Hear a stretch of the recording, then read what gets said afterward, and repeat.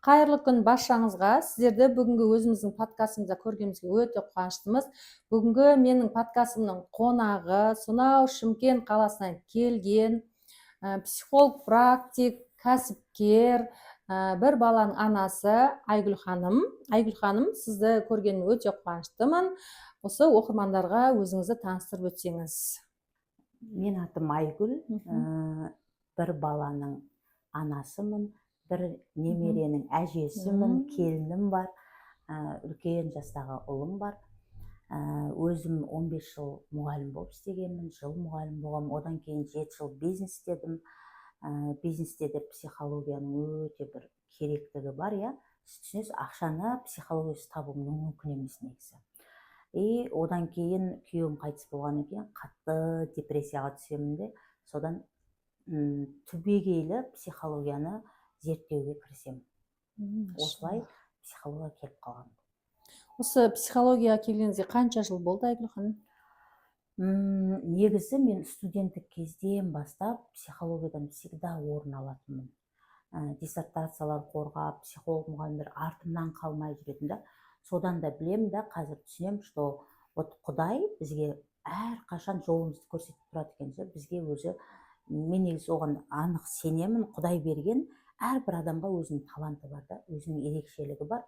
Соған қарағанда мен не үшін студенттік кезде мысалы психологиямен шұғылдандым, мұғалімдер артымнан қалмай, диссертация, неше түрлі жарыстарға қатысып, өмір бірінші орын алатынмын да. Сол кезде осы психологияға түбегейлі занимация кет, осы сенің өнерің, осы сенің табиғатың дегенде мен тыңдамастан педагогикаға кетіп қалған тұғым да. Соны қазір ойлап тұрсам, Құдай негізі бізге өмірімізде үнемі подсказка береді екен, үнемі жол көрсетіп тұрады екен, бірақ біз оны тыңдамай адамның жолына түсіп кетеді екенбіз да. Сонымен қазір бір 5-6 жыл болды, өте терең ғылыми жағынан, діни жағынан барлығын зерттеп, қазір практик психолог қана емес, жеке кәсіпкер ғана емес, еще Құдай танушымын. Айгүл ханым, айтыңызшы, қазір айтып жатады, не көп психологтар көп, не көп коучтар көп, олардың барлығы адамның санасын улап жатыр, барлығы білгіш, барлығы айтқыш. Осы нәрсеге сіздің көзқарасыңыз қалай? Шындап келгенде, мен егер психология мен Құдай тану бұл екі түрлі деңгейде. Психология бұл физикалық адам деңгейінде, ал Құдай тану ол уже жан деңгейінде, көзге көрінбейтін дене деңгейінде. Сондықтан мен тіпті өзім клиенттеріме айтам, кез келген адамды тыңдай бермеңіздер деп, даже мен өзім айтам. Себебі бізде, мысалы, қараңызшы, әйел адам мынандай болу керек, еркек адам мынандай болу керек, ене деген былай болу керек, келін былай болу керек деген адамнан шыққан ережелер өте көп. Бірақ біз 9 миллиард адам болсақ, 9 миллиард адам бір-бірімізге ұқсамаймыз. Әркімнің жан қалауы, ерекшелігі бар. Біздің тіпті білесіз ғой өзіңізде, саусағымыздың несі түспейді бір-бірімізге. Сондықтан мен өзім тіпті солайынан айтамын, ол үшін ұялмаймын, себебі бүгін ақыл бергіштер көп негізі шындап келгенде. Мысалы, бүгін ғана бір клиент айтады да маған, мен күйеуіммен қайтып қосылайын ба, қосылмайын ба дейді да, мысалы да. Мен айтам да, сіздің аяғыңыздағы аяқ киім сізді қаншалықты қысып тұр, қыспай тұр, қаншалықты ыңғайлы, ыңғайсыз, мен білмеймін ғой, сіз білесіз ғой. Неге менен сұрайсыз, неге сіз деп біреуден сұрайсыздар деймін да. Негізі психологтың негізгі міндеті адамды өзімен өзін таныстыру, ішіндегі травмасын алып тастау ғана. Психолог, коучтар негізі ақыл бермеу керек деп ойлаймын. Мен бұған толық солайынан келісемін. Себебі бір адамның тағдыры бір адамға келмейді. Бір ережемен барлық адам өмір сүре алмайды. Потому что Құдайдан келген ереже ешқашан бұзылмайды. Адамнан келген ережелер бұзылып жатыр, оны адамдардың өзі көріп жатыр. Сондықтан кез келген адамды тыңдай беруге мен қарсымын. Шындап келгенде барлық жауап адамның ішінде. Адам өзін-өзін табу керек, шынайы табиғатын табу керек деп солай ойлаймын. Қаншалықты дұрыс енді білмеймін. Психологтар сені өзіңмен таныстырады, сені өзіңді оқи алуыңа үйретеді деп ойлаймын да мен өзім. Ақыл беруге, кеңес беруге, или қосыл, ажырас деп, мен аллама шүкір осы уақытқа дейін қаншама клиент келді, бәрібір жауапкершілік аласың ғой клиенттерге. Ажырасып кетпегенін қалайсың ғой бәрібір. Ажырасып кете ме екен деп те уайымдайсың да, негізі жақсы жағына қарап өзгерткің келеді. Бірақ осы уақытқа дейін бір отбасы әлі ажырасқан жоқ маған келген, соны қуанамын да, біріншіден. Екіншіден, ажырасқаннан қалай айтсам екен, ол выход емес сияқты да мен үшінші. Себебі мен всегда келгенде клиентмен айтам да, ажыраспай тұрып, өзіңмен өзің разбираться етіп ал, потому что бізде 99% күнә еркектен емес қой, әйелдің өзінің программасына байланысты ғой барлығы. Сол үшін мен клиенттерге всегда айтам, бизнес бастау үшін келсе де, ажырасу, күйеуімен қарым-қатынас үшін келсе де, денсаулық жағынан келсе де, қай жағынан келсе де, мен всегда айтам, асықпа, давай екеуміз бірге жұмыс істеп алайық, мен саған өзіңнің табиғатыңды таныстырайын, одан кейін өзінен өзі шешіле береді ғой, ең қызық жері ше. Иә. Сондықтан мен ойлаймын, біздің мақсатымыз адамға ішіндегі керек емес программасын алып тастап, тазалап, өзінің шынайы менімен, ясымен, қазір айтады истинный я деген мода болды ғой, сонысымен таныстыру, ар жағын уже өзі истинный яны тапқан адам уже Құдайдың потогына, ағымына қосылады да, уже Құдай бәрін реттей береді. Дұрыс айтасыз, өте дұрыс айтасыз. Иә. Мысалы, мен кешесіге айттым ғой, осы подкастыда мен медитация жасау арқылы осы подкаст менің ойыма келді да, сонымен мен ешқандай идеальный уақыт күткен жоқпын. Қалай бар сол жасап кетемін. Мен қазір жасап кетпесем маған болмайды дегендей да. Сонымен осы подкаст бастап кеттім, адамдар жайлап өздері келіп жатыр да. Аллаға шүкір. Сол мен өзімді айналаның сөзі емес, мен просто өзімді тыңдағым келді.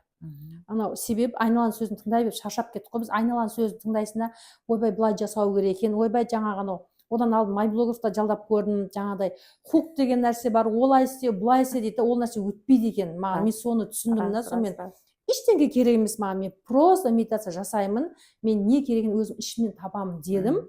И маған осы келді, өзіне өзі құрастырылып кетіп жатыр да. Мен содан айтамын ғой, жаңағы просто өзіңмен болып көрші, 1 сағат, жарты сағат өзіңмен ғана болып көрші. Енді өзіңмен болып көру, өзің тыңдау бұл оңай процесс емес. Жан-жақ алаңдай бересің ғой, жан-жақта не болып жатыр екен деп ше. Бірақ түсінгенім, өзіңді түсінген кезде, Аллахпен байланысың күшейген кезде, сенің өмірің вообще басқа жаққа өзгереді. Былай да, адамның көрінетін денесі бар, көрінбейтін денесі бар. Енді Аллама мыңда бір шүкір, өмірді көп көрген адамбыз ғой. Мен Құдайды танимын деген ниетім болған жоқ, танийыншы деген ниетім болған жоқ, мен оны білмеймін да. Мен бізді Құдайға сенуді үйреткен, мен Құдайға сенемін деп өмір сүріп келген адаммын. Бірақ маған келген клиенттердің ішінде әсіресе ең қатты қинайтыны өзінің әкесі, өзінің қызын зорлаған. Енді көз алдыңызға елестетіп көріңіз. Ол клиент түгілі сенің өзің қабылдай алмайсың, кешіре алмайсың да. Бірақ амал жоқ, келген клиентпен жұмыс істеуім керек. Мен негізі именно сондай проблемамен келген клиенттер мені қатты көтеріп жіберді.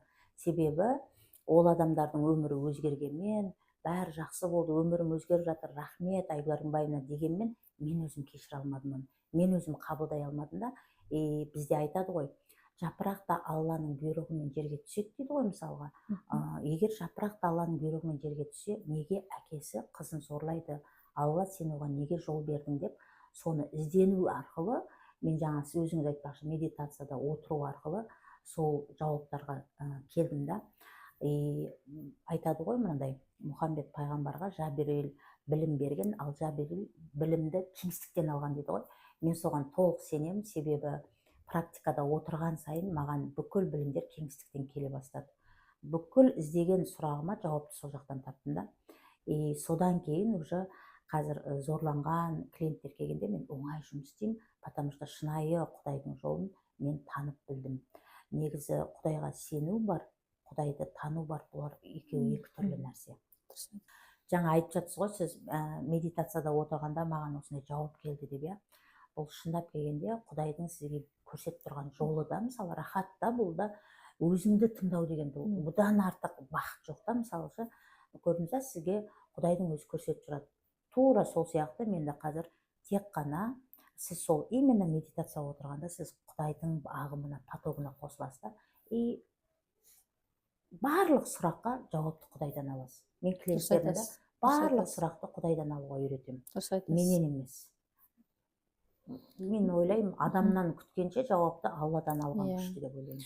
Одан соң өткенде бір енді осы именно кадр түрінде болып қалыпты ғой, жамағатпен болдық. Сол кезде ұстаз бір-екі сұрақ қойып қалды. Енді ол кезде сұрақтары жаңағы осы психологтарға, коучтарға енді жақпайтын сұрақтар. Не Аляпке дейді. Не үшін қазір әйелдер мықты әйел болып кеткен? Соның барлығы коуч, психологтардың арқасында ғой, арқасында ма деді маған. Сосын мен айттым, жоқ, ол баяғы Советский Союздан басталған нәрсе дедім.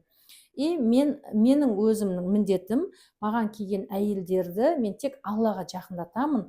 Олардың проблемасын шешіп береді тек Аллах тағалам. Мен олардың проблемасын шеше алмаймын.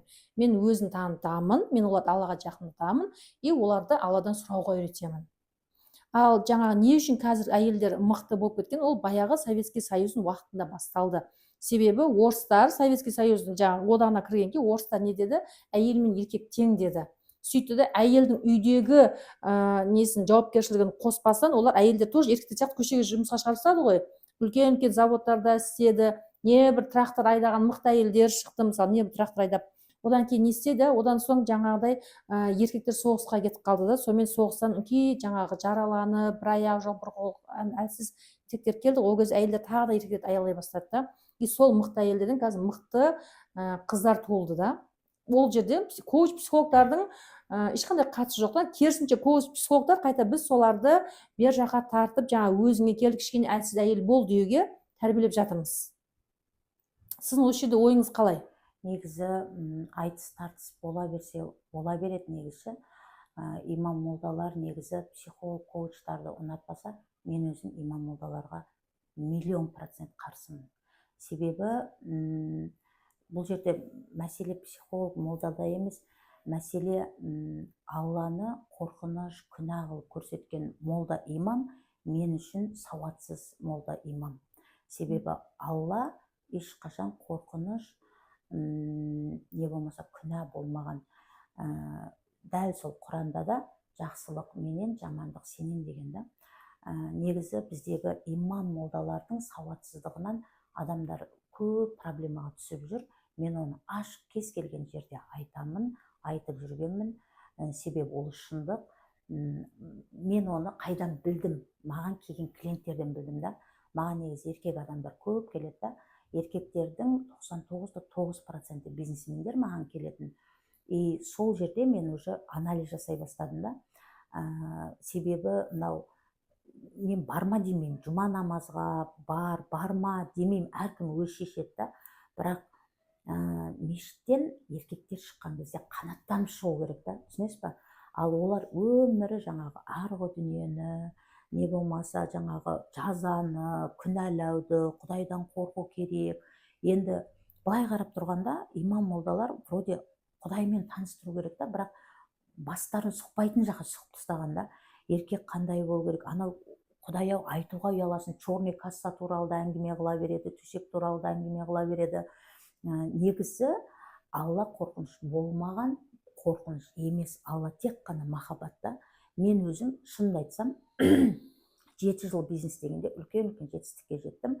Сол кезде міне успешный адамдардың журналына интервью алатын кезде менен интервьюмді қабылдамай қойған, потому что ол жерде 5-6 рет Алла деп айтқанда мен, сонда сіз бизнес туралы айтсаңыз, Алла туралы емес деген. Мен айтам да, мен шын мәнінде Аллаға сенгендігімнің арқасында аяғыма тұрдым деп. Бірақ ол кезде мен сенетінмін, соның өзінде аяғыма тұрдым. Мен журнал үшін өзгертпеймін деп отказ жасаған, солай шықпай қалған. Бұл жерде айтайын деп жатқаным, мен Алланы қорқыныш деп ешқашан қабылдамағам. Понимаете, мен Алланы тек қана махаббат деп қабылдаймын. Ол сондай шындық. Ал имам молдалар қорқыту, күнә деп та, мысалы да, мен өзім клиенттерінен байқағаным, барлығы бір күнәлі, сондай бір қорқыныш болып жүреді. Еркектердің эгосын өсіреді сосын, байқасаңыз. Жоқ, мен таң қаламын да, сіздер неге, мен өзім таң қалдым да, мен ойлаймын да, сендер неге Құдайды қорқынышты көресіңдер? Неге Құдайды сіздер бас кесер қылып көресіңдер? Құдай деген толып қалған махаббат қой деймін да, оның саған беріп жатқан әрбір сынағында махаббат жатыр ғой үлкен деймін да. Просто сен түсінуің керек та. Мысалы адамдар не үшін қарызға батады? Өзін өзін сүймеген үшін, өзін өзін құнды санамаған үшін, өзінің самооценкасы төмен болған үшін қарызға батады да. Мысалы сондай причиналар көп. Әлемге сенбеген үшін, бұл жерде Құдайдың ешқандай қатысы жоқ. Ал бірақ адамдар жаңағы қорқыныштан, самооценкасы төменнен қарызға батып, проблемадан басын аша алмай жүреді да. Бұл жерде Құдайдың ешқандай қатысы жоқ. Құдай тек қана бар. Ол сен сұрағаныңды береді, болды да. Сондықтан бұл жерде бірінші мәселе, имам молдалар бізде сауатты болғанда халық былайынан төмен деңгейде жүрмейтін еді. Мен оны айтқанмын, айта беремін де. Екінші айтайын деп жатқаным, жаңа не дедіңіз, әйелдерді құртып жатыр деген.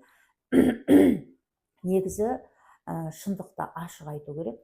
Біз өзіміз, мысалы қазір мен 52-де болсам, әйел болуды біз кімнен көруді, кімнен үлгі алуды көрмегенбіз, білмейміз. Бізде тәрбиенің басында шатастық өте қатты кеткен. Не үшін?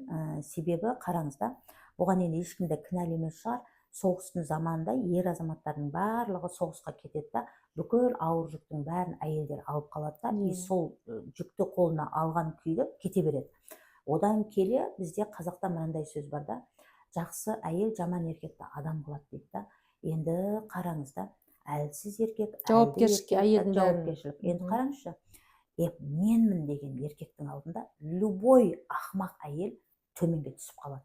Міне мықтымын деген еркектің алдында әйел төменге түседі, өзінің орнын табады. Мықтымын деген әйелдің алдында еркек орнына жабады. Біріншіден. Екіншіден, мен всегда бір жақсы сөзім бар да, Қотарат пен Соқырат табады всегда депші. Негізі Құдай тең-теңімен, тезек қабымен дегенде баймен бай, кедеймен кедей емес, бір-біріне тең келетін адамды қосады. Барлық жағынан. Негізі адам ой өрісі жағынан негізі маған келгенде клиенттер қандай күйеуге тиген, қалай тиген, күйеуінің қарым-қатынасы қандай, соны қарап отырып та әйелдің травмасын табасың да, мысалғы. Себебі біз өзіміз қандай күйеуге шығамыз, ол күйеудің қарым-қатынасы қандай, ол күйеу туралы әңгіме емес. Ол біздің ішіміздегі программамыз туралы әңгіме да. Сол үшін мықтымын деген еркек любой әйелді орнына түсіреді. Мықтымын деген әйел, шынайы әйелдік энергияда өмір сүрген әйел күйеуін аспанға да ұшыра алады. Себебі маған көп әйелдер келеді ғой, менің күйеуім анау, менің күйеуім қолынан ешнәрсе келмейді, мамочкин сыночек, өмір ақша таппайды деп. Бірақ бәрін жауып тастап біз әйелдің өзімен ғана жұмыс істегенде, күйеулерінің ақша тауып, өзгеріп, ойпырмай айтқанымды істеп, айдауында жүгіріп жүр деп таңғалады да клиенттер. Себебі сен әйелдік энергияға түстің ба? Бұл жерде біздің әйелдердің қателігі, осылайынан айтқанда, опять бізді кінәлап жатыр дейді да. Мәселе кінәлagenda емес. Сіз біреуден ошибка іздеп жүре берсеңіз, өміріңіз өтіп кетеді да, понимаете? Мәселе өмір айнада. Құдай бізге сұрағанымызды береді да. Бірақ әйелдер өкінішке орай или қуанышқа орай, олар әдейі сұрамайды оны. Подсознательно, саналы түрде бұлардың денесіне жазылып қалған программада. Олардың өздері де білмейді сондай программамен өмір сүріп жүргендерінше. Мысалы, бізде 90% әйелдер өте самооценкасы төмен. Әлемге деген сенім жоқ.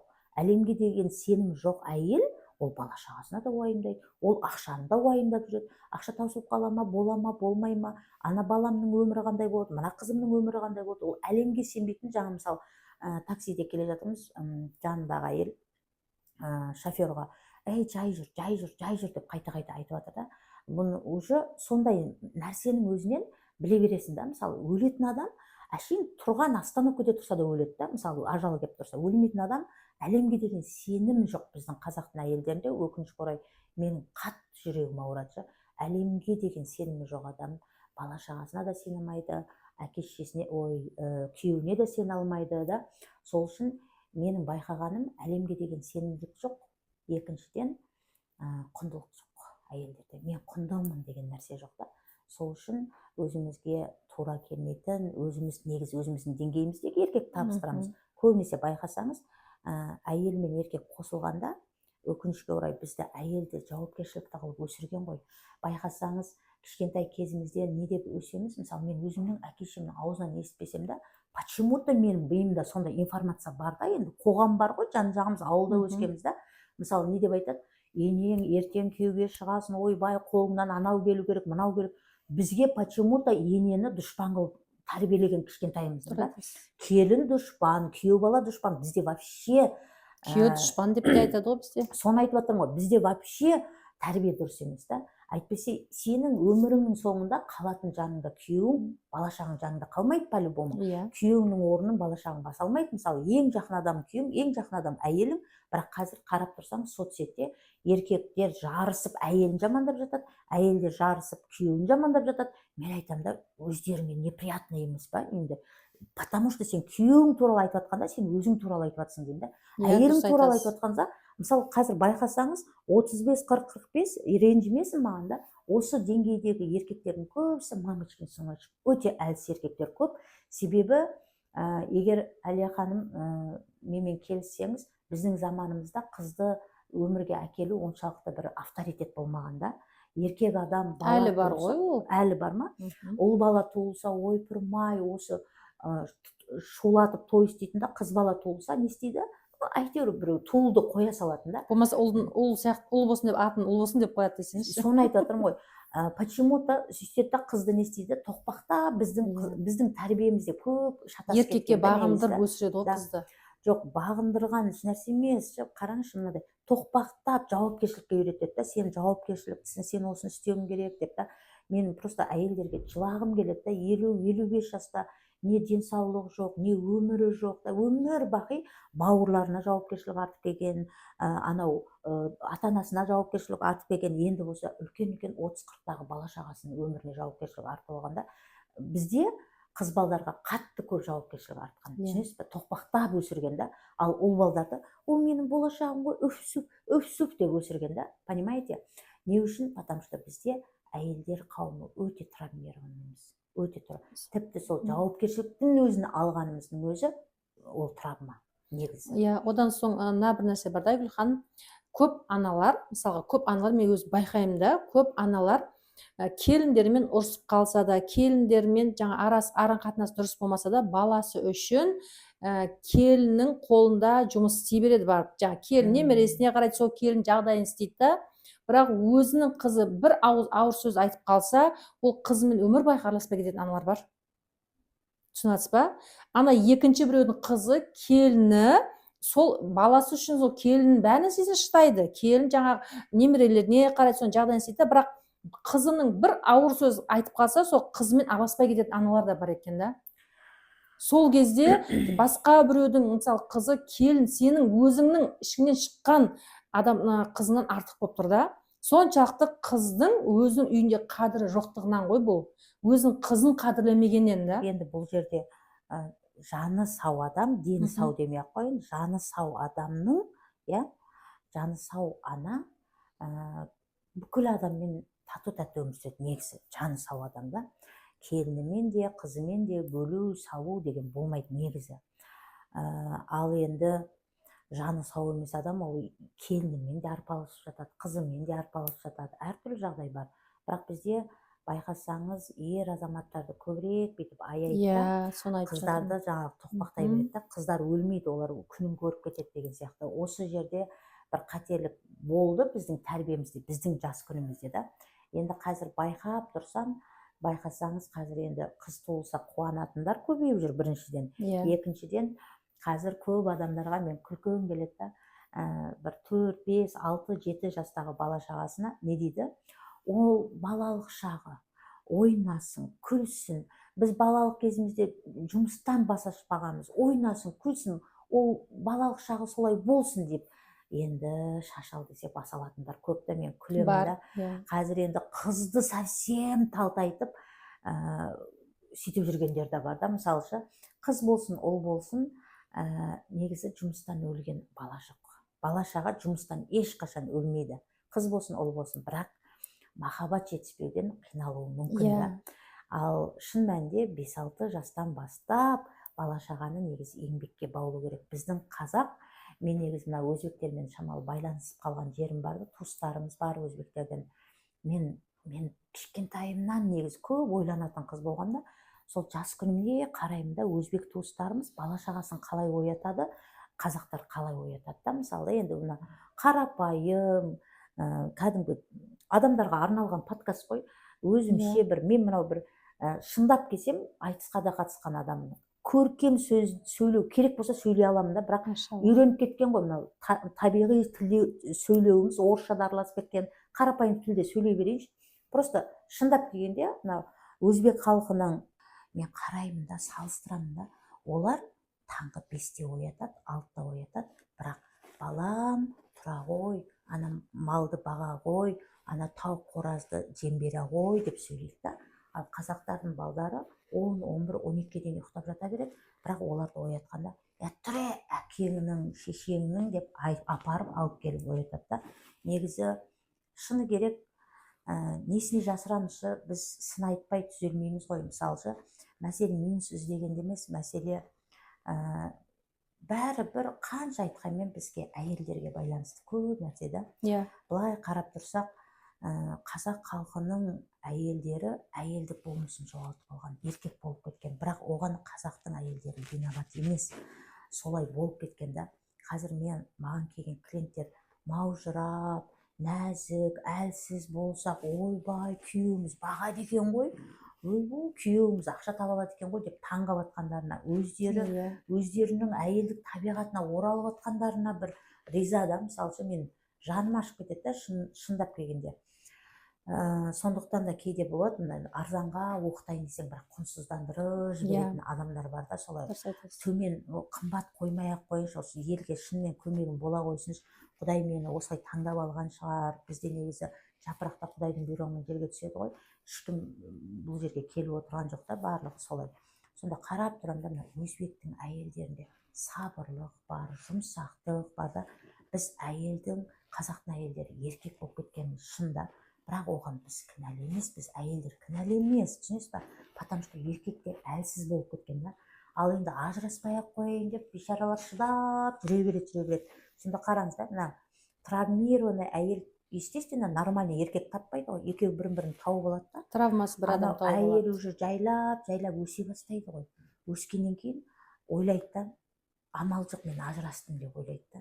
Бірақ сіз ешқашан, сіз даже демалып жатқан жоқсыз өзіңіз, түсінесіз бе? Сіз өзіңіз демалып жатқан жоқсыз, жүрегіңізді өзіңіз қақтарып жатқан жоқсыз. Ажырасуды тем более өзіңіз істемейсіз. Бұл екі адамның, ғылыми тілде айтатын болсам, энергиясы дұрыс келмегенде амал жоқ, ажырасады. Не Құдай дін тілінде айтатын болсам, Құдай ажыратады. Бұл жерде әйелдер кейде ажырасқан әйелдер өзін үшінші сорт әйел қылып сезініп жүреді да. Ал шын мәнінде сіз ешнәрсе істемейсіз, мына әлемде бәрін істейтін бір Алла, ұлы кеңістік да, ұлы бір құдіретті күш. Просто травмированный әйел мынаған келіп таяқ жеп, білім алып деңгейін өсіреді да. И содан кейін энергиясы, сізді барып заявление жаздыңыз ба? Сіз жазған жоқсыз, сіз демалып жатқан жоқсыз, сізді энергия жаздыртады. Потому что екеуіңіздің энергияңыз тура келмейді, Қотарат пен Соқырат бірге болады ма? А мына жерде өзгерген екен, уже екеуіңізге келмейді. Сол үшін ажырасқан әйелдер, мен ажырастым деп өзін үшінші сортта санап жүреді ғой. Ал бірақ біз даже өзіміз демалмаймыз, ажырасу былай тұрсын. Понимаете? Сондықтан әйелдер білім алып жатыр, потому что бұлар кішкентайынан жауапкершілікке үйреткен, амал жоқ, күйеуі бақпаған екен, солайынан өздері өзгеріп жатыр да. Сондықтан мен айтар едім, маған негізі менің өзімнің мақтанатыным, еркектер көп келіп білім алады менен. Еркектерде травма көп, бірақ соны еркектер мойындамайды. Мынау кішкентай кезде өзіңіз ойлаңызшы, 1 жасар немереміз бар, 1,5 жасар немереміз бар, ұл бала, ол ұлымын деп жүрген жоқ, ол кішкентай бала, оған сондай жылулық керек та. Еркектер травма бар дегенге мойындамайды да, психологияны мойындамайды да, мықты психологтармен. Маған көп өте еркектер келеді, 20 миллион, 30 миллион, 40 миллион табатын бизнесмендер келеді, бірақ травмасын тапқанда алдында еңкілдеп тұрып жылайды да. Тек қана еркектердің неғылатыны, рахмет деп бір ауыз сөз айтады, или қолын бүйтеді, сонымен жоқ болады, ертесіне артығымен ақша салып беретін еркектер болады да. Ал шын мәнінде мойындамайды, бірақ еркектерде травма көп. Тіпті бай адамдардың өзінде травма көп. Ол кедей байлыққа қарамайды негізі.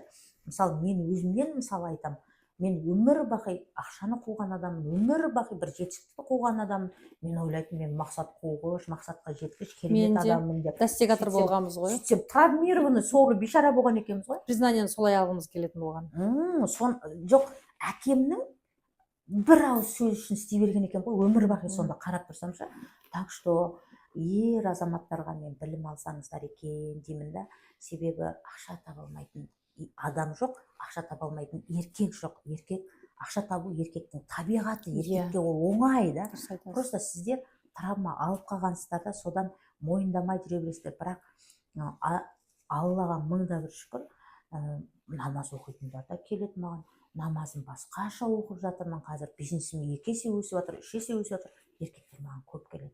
Еркектердің ішінде уайым, қайғы өте көп, бірақ олар мойындамайды. Оларға кішкентайынан жылауға болмайды. Саған сен еркексің, сен күшті болуың керек, сен білдірмеуің керек деп еркектерді қатты қинап қойған. Негізі шындап келгенде еркектерді қатты қинап қойған.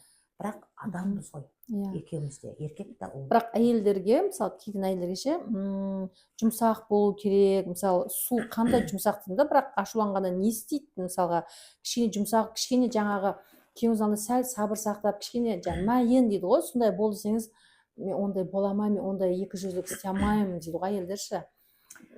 Мен айтамын да, қатты адам тез сынады деймін да, ол сынған, ал жұмсақ адам иілгіш келеді, иілген адам барлық уақытта ұқтады деймін да. Әлия ханым, қараңызшы, бізде көп ақыл айтатындар көп қой, мысалда Аллаға тапсыр, еркектің алдында кішірейді, иіл дейтіндер көп, бізде айта береміз да. Бірақ түсінесіз ба, әйелдер оны істегісі келмей, істемейді емес, түсінесіз ба, олар мына толып қалған травмадан тұрады ғой, понимаете, травма бой бермейді ғой оларға ше. Сол үшін мен мынау квантовый скачокқа қалай келдім, Құдай тануға қалай келдім, бұл үлкен отдельно сөз болатын әңгіме да. Мен осы жерде бір түсінгенім, бізде көрінетін денеміз бар, бізде көрінбейтін денеміз бар. Адамдар тотально көрінетін денесімен ғана өмір сүріп үйреніп қалған. Самый маған қатты ренжитінім, до сих пор психологтар мимен жұмыс істейді. Адамдармен кездескенде миыңда мынандай установка бар, мынандай установка бар деп айтады. Бірақ кешіріп қойыңыз, магазинге барып бір нәрсені алайын деп жатқанда қымбат па, арзан ба деген сезім ішіңізде пайда болады, миыңызда емес, түсінесіз ба? Сондықтан квантовый скачоктың секретін қай уақытта түсіндім мен? Бүкіл травманың денеде екенін түсіндім. Мидың ешқандай, мидың өзі дене, мидың өзі дененің несі, понимаете? Бір бөлшегі. Сондықтан мәселе мида деп сөзді өзгерте береді, ойды өзгерте береді. Жаным ау, мынау денеден шығып жат, мынау сөз бен ой, мынау денеден шығып жатқан перевод просто. Мынау денедегі состояние, жай-күймен программаның аудармасы ғана ол. Сөз бен оймен күресудің бесполезно. Әдетпен, мысалы, кейбір әйелдер айтады. Түпсана, тән түпсанамен байланысты десеңізші. Түпсана дегеннің өзі, мысалы, бізді до такой степени шатыстырған. Қазір бізге не деп айтатын еді? Миыңда сана бар, бейсана бар деп айтады. Кешіріп қойыңыз. Мида 3 бөліктен тұрады. Ми 3 бөліктен тұрады. Біз сананың ішінде дене бар.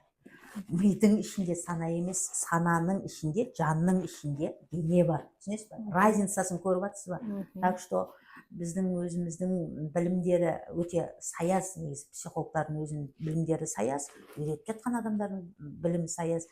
Менің миымның ішінде сана мен бейсана бар емес екен. Мен сананың ішінде мен өзім бар екенмін. Ал миым 3 бөліктен тұрады. Рептильный, лимбический и нейрокортекс деген. Болды.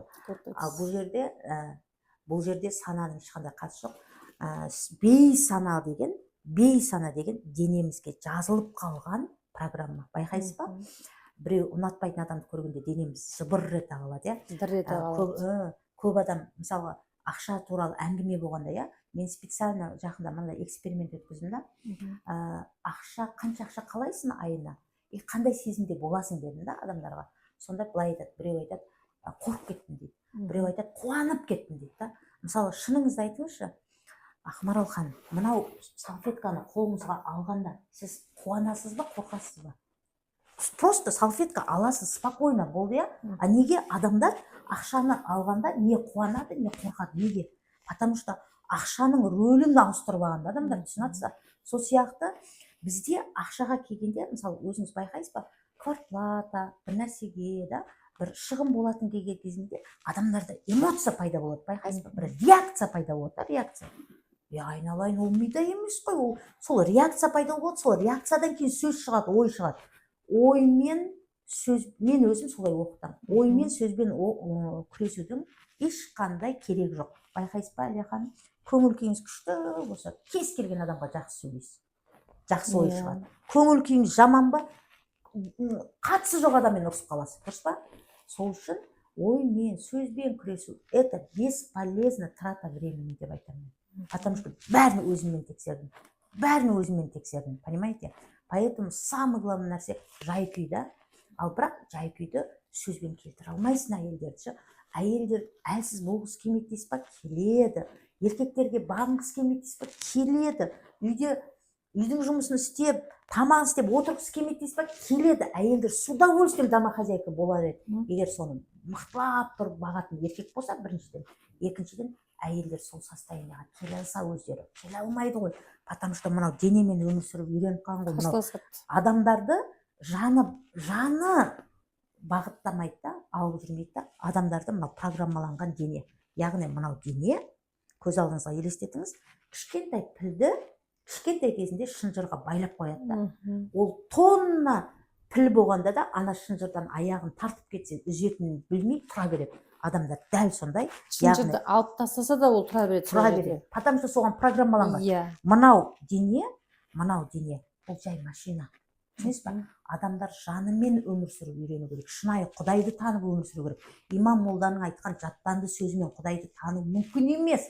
Сіз сөз арқылы бір нәрсені үйрене аласыз ба? Олар тек физикалық көзге көрінетін намаз оқы, соларды ғана айтады да, ал ішке, жүрекке кіргізіп әрекетті жасамайды олар. Жоқ, Әлия ханым, айналайын-ау, Құранда бір сөз дұрыс емес, бұрыс емес, бәрі дұрыс. Бірақ соны толковать дейді, орысша, расшифровка дейді ғой, соны қыла алмайды да. Мысалы, 5 намаздың өзін тәпсірлей алмайды жөндеп. 5 намаздың өзін не үшін берген Алла? Мына миды тоқтат деп берген. Алла бізге аузыңнан үрлеп жан бердім дейді, үрледім деп тұр да. Бізге жан берген да, бірақ адамдар жанымен өмір сүруді білмейді. Адамдар мынау мимен, яғни мынау денеге жазылған программамен, оймен, адамдардан шыққан правиламен, әйелі мынандай болу керек, келін мынандай болу керек, ене мынандай болу керек, сонымен өмір сүріп жатыр да. Менің жаным не қалайды, мен қалайын ба, қаламайын ба деп сұрамаймыз біз.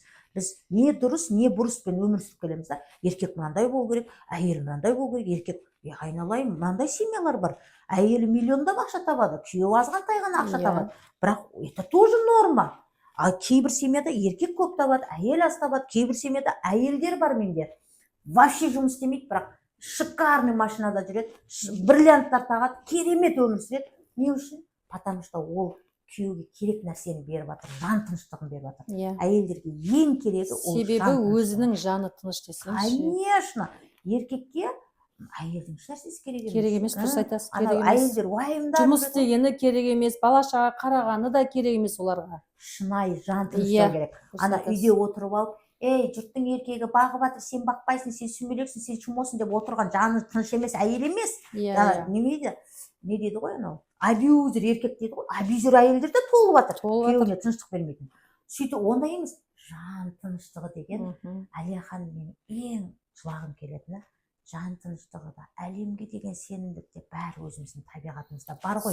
Құдай бізге салып берген ғой оны. Медитацияда сезімді осы жан тыныштығынша. Енді ол сезім айтып жете алмаймын. Өзіңмен, өзің ана басқаша эйфорияда, кайф состояние, анау еш нәрсе керек емес қой, сенесіз ба? Құдай беріп қойған ғой соның бәрін бізге салып қойған ғой. Өткенде соны жүрегіме, сөйтіп үйден шыққым келмейді, жұмыс істеумен анау кайф состояниедан шыққым келмейді ғой, так. Осы состояниені дұрып жоғалтпасам, қалай кірем қайттан осы состояниеге деген ой болады да, сөйтемін да, қайттан медитация анаған кіріп аламын да, медитациямды жасап, ана, енді осы состояниені мен айтып жете алмаймын адамдарға. Сіз енді оны ойдан шығарып алған жоқсыз ғой, сол состояниеға келіп тұрсыз ғой. Келіп тұрмын, айта алмаймын. Ол сіздің табиғатыңыз ғой, Әлия ханым. Сол состояниемен келді ғой, осы подкаст жүріп, сол состояниеге келді да. Енді ана кайф сезімші, оны мен сезімге қай заман оны айтып жете алмайсың біреуге. И соны сезіміңізде прям мен жүрегім дірілдеп, денең дірілдейді. Ана состояниеде Аллах тағалам осындай нәрсе берген екен ғой маған деп ше, махаббаттан басқа еш нәрсе жоқ ішінде десең. Өзіңнің бағаң ана жерде өсіп кетеді ғой, өзіңнің бағаңыз өсіп кетеді. Әлия ханым. Не деген состояние. Біздер адамдарда мысалы айтып жатсыз ғой, еркектермен проблемамен келеді ғой, күйеуін бағаламайды, күйеуім бүйтпейді, күйеуім травмированы ғой біздің Иә. жаным қазақтың әйелдеріне жаным ауырады ғой. Мен ойлаймын, қазақтың әйелдері, қазақтың аналары ұйықтап жатып та ұйықтамайды ау деп ойлаймын. Ұйықтап жатып та уайымдайды Мен ау деп өзім ойлаймын. бұрын сондай болғанмын. Әбетте ұйықтаған адам емеспін. 3 баланы бағайық, үй салайық, ана Түнде де бизнесін нормально жүргізейін. ұйықтамайсың ғой. Иә, ұйықтамайсың, одан бәрін уайымдап қайдан Мм. ұйықтайсың? Қазір ойлаймын ғой, сол білімдер қазір болғанда ғой деп ше. И әйелдерге соны жеткізгім келеді ғой, ана андай Енді эйфория состояние бар екен жеткізгім келеді да, бірақ енді мен бір жағынан ше Айгүл ханым түсінгенім, Аллах тағалам сені сол состояниеге дайындайды екен. Себебі сен сол состояниеге барлық адам кіре алмайды ғой. Қалай айтсам екен, оны сен ол состояниеге кіру үшін біраз жолдан өтуің керек екен, өзің эгоңмен жұмыс жасауың керек. Себебі сен эгоң өсіп кететін болса да, мысалы ол басқа нәрсе да, бірақ біз сол состояниеге кіру үшін біз қаншама жолдан өтіп келдік қой.